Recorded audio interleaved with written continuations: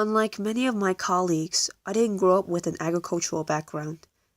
Those practices were lost when my family immigrated to the United States.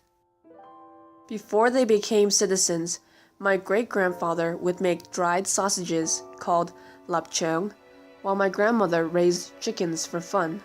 However, this was not as a source of income. It was common in their small village to only make enough food for themselves. Growing up, I didn't think about being involved in the agriculture industry until I saw Jared Diamond's documentary on his book called Guns, Germs, and Steel. Enthralled by his findings, I decided to learn more about the ag industry. While going through several documentaries, one of the biggest issues that came up the most was about Monsanto. Ironically, there was a Monsanto building just down the street from where I used to live in St. Louis, but I never knew what it was before this. As I dug up more information about the company, it was apparent that most people feel very strongly about Monsanto.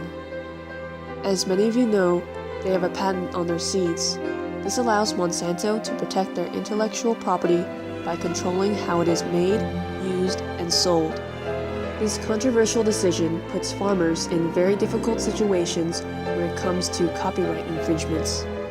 An infringement on the patents can involve a producer trying to save the seed for next season, or if the genetically modified seeds were carried over by wind or animals to a neighboring farm where it contaminates the field unknowingly by the grower. Either way, it leads to a fight in the courtroom where Monsanto usually wins. Prior to the influence of biotechnology, seed selection and breeding was done by hand. There were no patents at the time, so farmers were free to develop many crop varieties on their own or using what someone else had. However, this process was slow and did not effectively improve yield potential. That's where research came in. With improvements in understanding of genetics, scientists were able to better isolate desirable characteristics that improved overall yield. Thus, to protect the work of those research companies, agricultural patents were integrated in 1952. However, this did not include GMOs until the late 1900s. Though it exponentially improved annual yields, the development costs were high.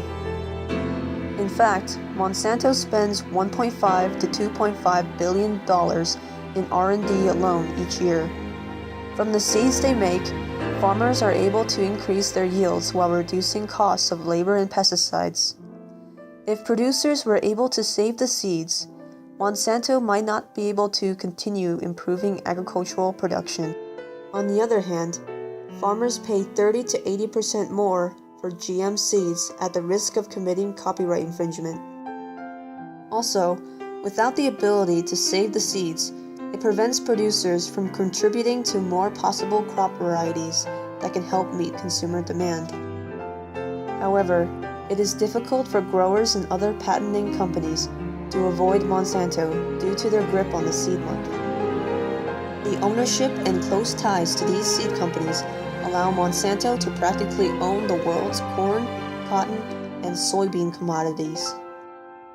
Despite their powerful influence, Monsanto's financial capabilities can help feed the world population as it escalates to 9 billion. However, their monopolization over the market prevents others from entering the ag industry. If possible, I think the legality of the patents should not be so harsh in punishing farmers. If my family never left Vietnam, we would probably be struggling for food. It's wishful thinking, but I believe the ag industry as a whole needs to work together to solve the problems of world hunger.